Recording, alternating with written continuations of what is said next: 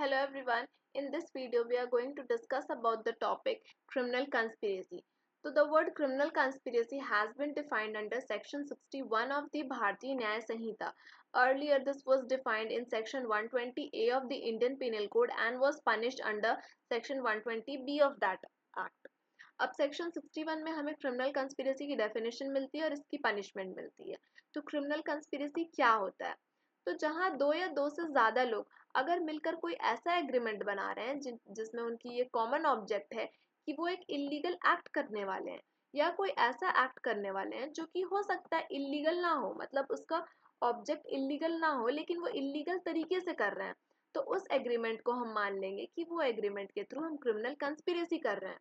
याद रखें, पहला एसेंशियल है कि इसमें 2 और मोर पर्संस का होना बहुत जरूरी है। और इलीगल एक्ट का क्या मतलब होता है? तो the term illegal act has been defined under section 2 clause 15 of the Bharatiya Nyaya संहिता। और इलीगल किसी भी एक्ट को इलीगल होने के लिए पहला पॉइंट है या तो वो एक ऑफेंस होना चाहिए, सेकंड पॉइंट है या तो वो ऐसा एक्ट है which is prohibited by law, and तीसरी बात ये है कि सच एक्ट मस्ट बी, ऐसा वो एक्ट होना चाहिए which furnishes a ground for civil action. तो इन तीनों में से अगर किसी में भी फॉल कर रहा है तो that act will be an illegal act. और बी पॉइंट में हमने बोल दिया कि कोई भी ऐसा act which is not illegal लेकिन हम इलीगल तरीके से कर रहे हैं तो such agreement will be a criminal conspiracy, provided that no agreement except an agreement to commit an offense। यहाँ पर agreement to commit an offence का होना बहुत ज़रूरी है। हमें एग्रीमेंट बनाना ज़रूरी है for constituting a criminal conspiracy. Offence करने के लिए हमें एक एग्रीमेंट बनाना पड़ेगा। Unless some act besides the agreement is done by one or more of the parties to such agreement in pursuance thereof। हमें एग्रीमेंट बनाना जरूरी है अनलेस कोई भी ऐसा एक्ट हो चुका है बाय वन और more of the parties in pursuance of such offence. मतलब उस एग्रीमेंट के लिए या उस ऑफेंस को कंटिन्यू करने के लिए या उस ऑफेंस से रिलेटेड अगर दो या दो से ज्यादा लोगों ने इन परसुएंस ऑफ दैट कोई ऐसा एक्ट कर लिया है या उस एग्रीमेंट के अकॉर्डिंग काम कर लिया है तो उस मामले में हमें एग्रीमेंट बनाने की जरूरी नहीं है। अदरवाइज हमें एक एग्रीमेंट बनाना बहुत जरूरी है for constituting the criminal conspiracy। Explanation says that it is immaterial whether the illegal act is the ultimate object of such agreement। क्या कहा गया कि ये इममटीरियल है कि हम जो इलीगल एक्ट कर रहे थे क्या उसका एक अल्टीमेट ऑब्जेक्ट जो था वो एक इलीगल एक्ट ही था। तो ऐसा जरूरी नहीं है, हो सकता है कि that illegal act is merely incidental to that object.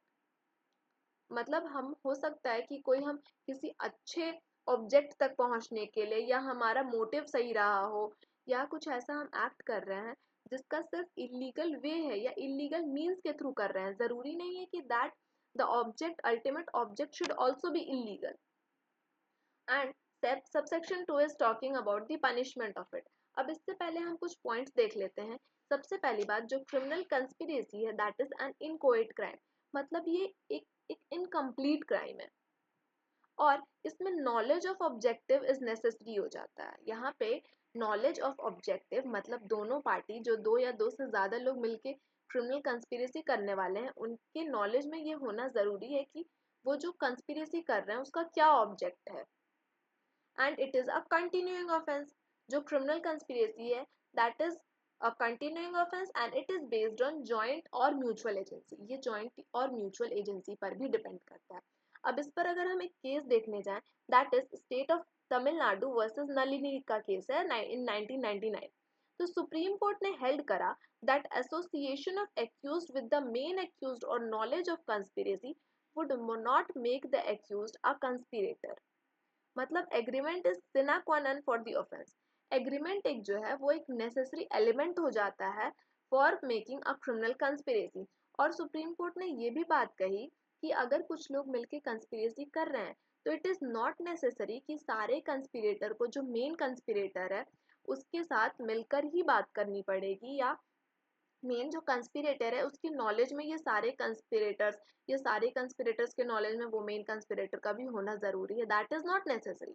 अगर क्रिमिनल कंस्पिरेसी आप कर रहे हैं कुछ लोगों के साथ मिलकर, आप जिनके साथ कर रहे हैं आप उन्हें जानते नहीं हैं या किसी थर्ड पार्टी के थ्रू आप उस पर्सन तक आप मैसेज पहुंचा रहे हैं जिसके अकॉर्डिंग आप एक क्रिमिनल कंस्पिरेसी कर रहे हैं, that will also amount to criminal conspiracy. यहाँ पे direct contact with all the conspirators is not necessary. तो this was the case of State of Tamil Nadu versus Nalini. अब हम सबसेक्शन 2 देख लेते हैं जिसमें पनिशमेंट की बात हो रही है। तो see whoever is a party to a criminal conspiracy, जो भी पार्टी है क्रिमिनल कंस्पिरेसी का, अगर वो कमिट करता है किसी ऐसे ऑफेंस से रिलेटेड कंस्पिरेसी वो कर रहा है which is punishable with death या इम्प्रिजनमेंट फॉर लाइफ और विद इम्प्रिजनमेंट ऑफ 2 years और अपवर्ड्स। मतलब अगर हम कंस्पिरेसी कर रहे हैं किसी ऐसे ऑफेंस के लिए जिसकी सजा 2 साल या 2 से ज़्यादा, दैट मीन्स लाइफ इम्प्रिजनमेंट या डेथ तक पहुंच सकती है, एंड उस ऑफेंस के लिए कोई अगर एक्सप्रेस प्रोविजन इस संहिता में नहीं दिया हुआ है, तो पनिशमेंट ऑफ उस कॉन्स्पिरेसी की पनिशमेंट क्या होगी? तो उस कंस्पिरेसी की पनिशमेंट उस तरह से होगी as if we have commit abetted such offence. अगर अबेटमेंट में उस ऑफेंस के अबेटमेंट के लिए जितनी सजा मिलती, हमें कंस्पिरेसी के लिए भी उतनी सजा मिलने वाली है अगर यहाँ पर कोई एक्सप्रेस प्रोविजन नहीं दिया हुआ है। अदर देन दैट, अगर कोई ऐसा ऑफेंस हम कर रहे हैं विद क्रिमिनल कंस्पिरेसी जो ऑफेंस की सजा 2 साल से कम है, ठीक है, मतलब ए पॉइंट में हमने जो भी बात कही उसके अलावा अगर हम किसी भी ऑफेंस की बात कर रहे हैं जो कि पनिशेबल है ऊपर वाले ऑफेंस के अलावा, दैट मीन्स 2 साल से कम की अगर कोई सजा है, तो उस मामले में हमें पनिशमेंट मिल सकती है आइदर डिस्क्रिप्शन, मतलब हमें सिंपल इम्प्रिजनमेंट भी मिल सकती है या रिग्रेस इम्प्रिजनमेंट भी मिल सकती है for a term not exceeding 6 months। मतलब मैक्सिमम वो पनिशमेंट 6 month तक भी जा सकता है, और विद फाइन और with both. So this was the total concept of criminal conspiracy. In next video, we will be discussing about the attempt. Thank you.